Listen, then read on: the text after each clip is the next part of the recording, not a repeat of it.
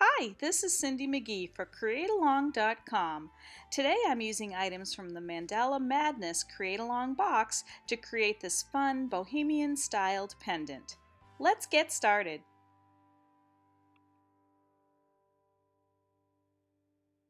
I had a basic design in mind, but I wasn't sure on the colors. One thing that I like to do when I'm kind of in a jam like that is I go to my stash of sari ribbon, and you find beautiful combinations of colors that you might not have thought about before.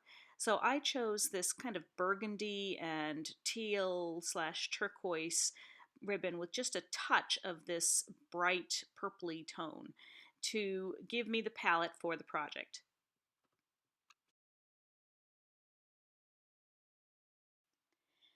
The kit came with two of these awesome wooden earrings or pendant dangles, and I wanted to give them a touch of color without eliminating that beautiful pattern that is sort of wood burnt into it.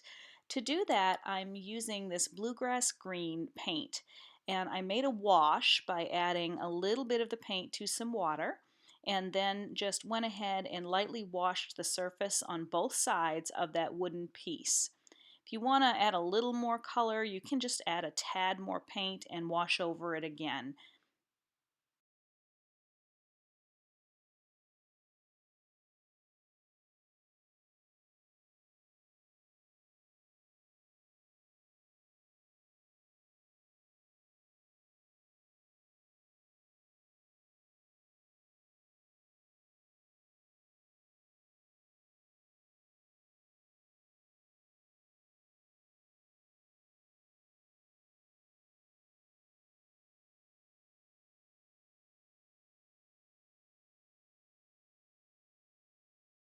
I conditioned and rolled about a third of a package of Primo Alizarin Crimson Hue to a setting number 3 on the clay machine.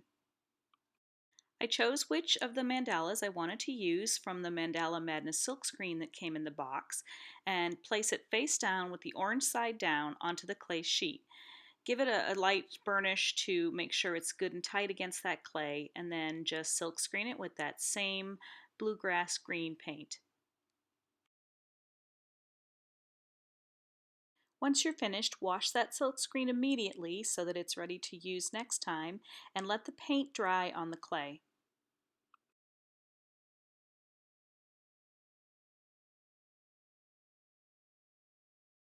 Once that paint was dry, I used a round cutter that was as close to the size of the mandala that I had and cut out the image. I wanted to add a little dimension to that wooden accent, and to do that, I silk screened one of the smaller silk screens from that same Mandala Madness silk screen and the same color paint. Wash the silk screen and let that paint dry. Use a round cutter to cut out that smaller mandala. I decided I wanted the back of the pendant to have a little more pizzazz too, so I went ahead and repeated the procedure, making another of the larger mandalas for the back of the pendant. I placed those two larger mandalas back to back and smoothed the edges. Then I decided where I wanted to place the wooden element on the clay mandala.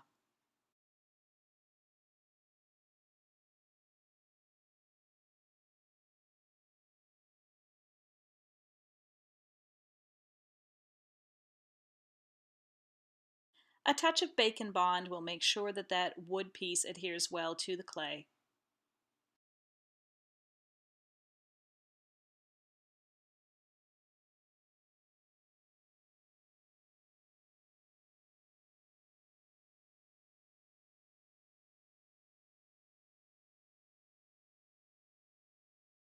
I adhered that small clay mandala to the center of the mandala that's on the wood piece.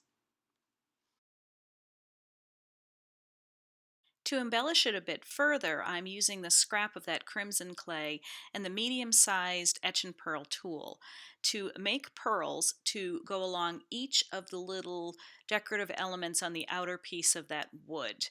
I added a touch of Bacon Bond to the tip of each one and then placed one of the pearls over each.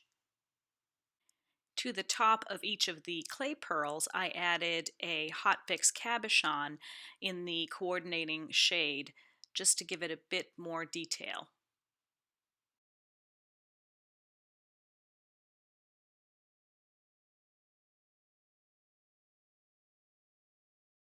Continue until you've done that entire outer edge of the wood piece. I also added one of those Hot Fix cabochons to the center of the small clay mandala. Bake it according to the instructions and then let it cool. Then it's time to put it all together. Now you'll remember I mentioned that that sari ribbon I chose had just a touch of a sort of fuchsia purple in it too.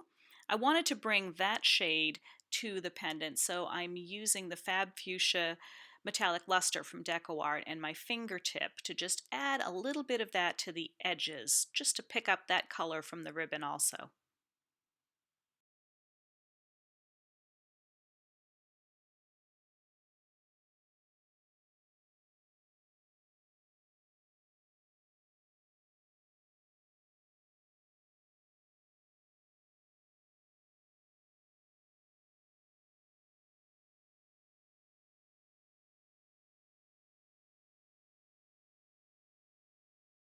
I added a bronze jump ring to the top of that wooden piece. I wanted the jump ring to sort of disappear, and this color made it do that rather than a shiny metallic.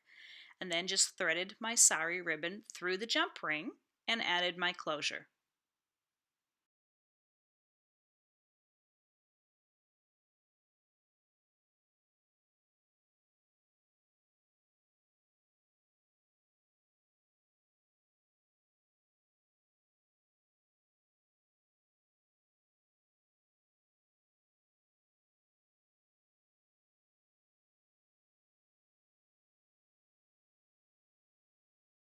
I hope you enjoyed making this pendant with items from the Mandala Madness CreateAlong box and some other great products from CreateAlong.com.